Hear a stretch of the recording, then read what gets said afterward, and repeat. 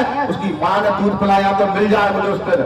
मानस भवन से हम लोग आज डेली चालू करेंगे और कलेक्टर तक लेरी निकाल के लेके जाएंगे। उस रेले के बीच में आके दिखा दे और सुनील भरत अपने जो मनवादी वकील था, ब्राह्मणवादी वकील था, जिसने भीम आर्मी को ललकारा था, इस मंच के मामले उसने अकेले मंच था, नहीं उसने तो वीडियो के माध्यम से ललकारा था। यहाँ मैं 400-500 लोगों के बीच में ललकार रहा हूँ। अगर माई का लाल माँ का दूध पिया है तो 22 तारीख को मुझे वो ग्वालियर के अंदर मिले, बता देंगे भीम आर्मी क्या है।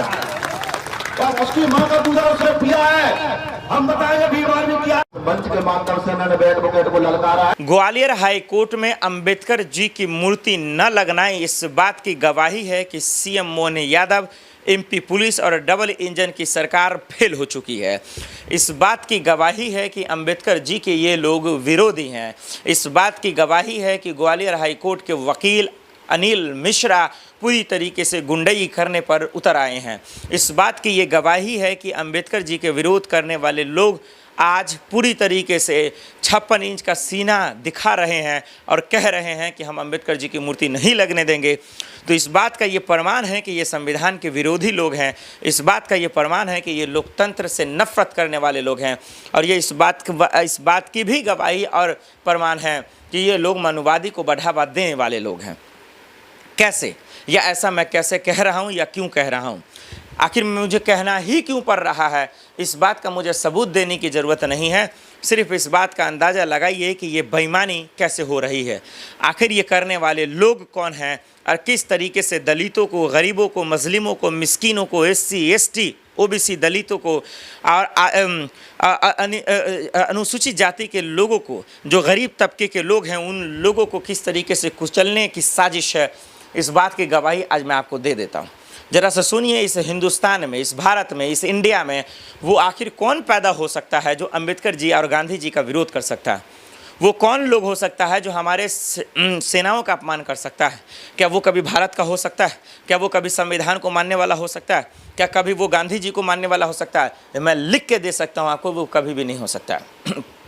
एक एक गवाही देता हूँ और बताता हूँ कि आज ग्वालियर हाईकोर्ट में मूर्ति नहीं लगने के पीछे वो गुंडे कौन है, वो मवाली कौन है, वो आखिर अंबेडकरवादियों की विरोधी कौन है। मैं आपको लाइव गवाही दे देता हूँ, लाइव सबूत दे देता हूँ। जो दर्शक इस वीडियो को देख रहे हैं, जरा आप ही बताइए कि क्या वहाँ मूर्ति लगना चाहिए या नहीं लगना चाहिए।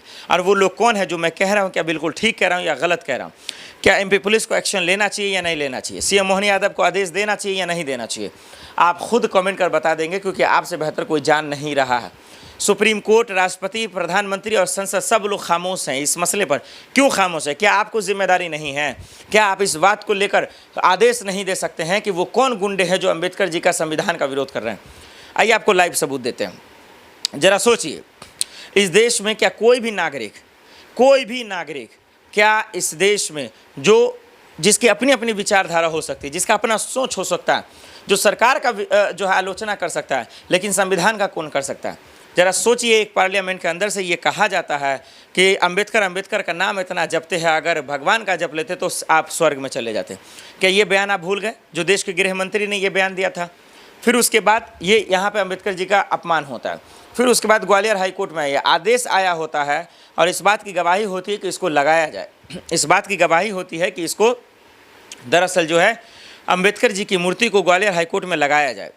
अंबेडकर जी को मारने वाले वकील उनका एक गुट लगाने के लिए जाता है, उसका विरोध होता है।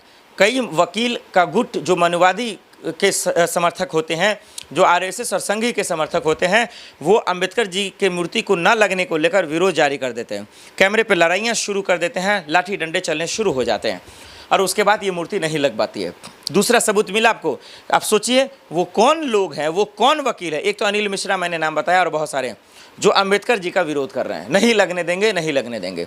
इतना ही नहीं, वो बयान देते हैं, वो कैमरे पे कहते हैं और अनाउंसमेंट करते हैं, कहते हैं कि ये धर्मशाला नहीं है, ये नहीं है, ये वो नहीं है। भाई हमें इतना अकल है, अंबेडकरवादियों को इतना अकल है कि वो धर्मशाला नहीं है, इसीलिए कोर्ट में दरअसल जो है वो अंबेडकर जी की मूर्ति लगती, नहीं तो कोई और का लगता।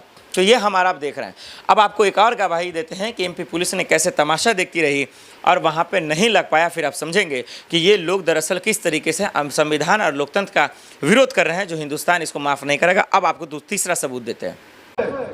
जो मनवादी वकील था, ब्राह्मणवादी वकील था, जिसने भीम आर्मी को ललकारा था। मैं इस मंच के मामले उसने अकेले मंच था, नहीं उसने तो वीडियो के माध्यम से ललकारा था।